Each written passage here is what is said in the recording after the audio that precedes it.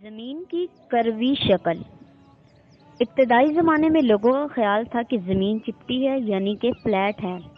کئی صدیوں تک لوگ صرف اس خوف سے دور دراز کا سفر ہی نہیں کرتے تھے کہ کہیں زمین کے کناروں سے گر نہ جائیں۔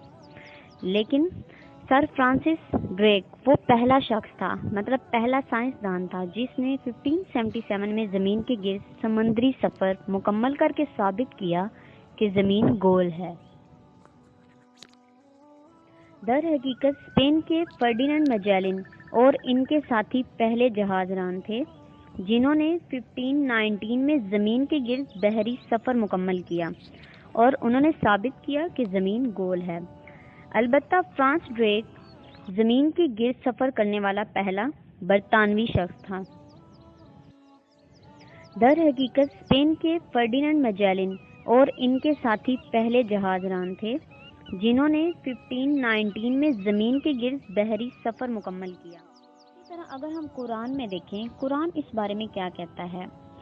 قرآن کی سورۃ الزمر آیت نمبر 5 کا ترجمہ دیکھیں تو وہ کچھ یوں ہے: اس نے آسمان اور زمین کو حق کے ساتھ پیدا کیا، وہ رات کو دن میں لپیٹتا ہے اور دن کو رات میں لپیٹتا ہے۔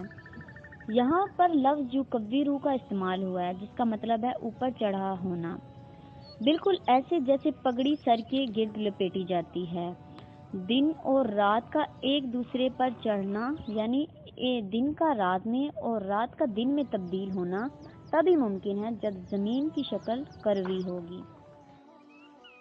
قرآن مجید کی بہت سی آیات زمین کی شکل کی وضاحت کرتی ہیں، جس میں سے سورۃ النازعات کی آیت نمبر 30 میں بتایا گیا کہ اور اس کے بعد زمین کو بچھایا۔ یہاں زمین کو بچھانے کے لیے عربی لفظ دہاہا استعمال ہوا ہے، جبکہ دہا کا معنی شتر مرغ کا انڈا بھی ہے۔ زمین کی کروی شکل اس سے مشابہت رکھتی ہے۔ اسی طرح زمین کنارے سے قدرے چپٹی ہے۔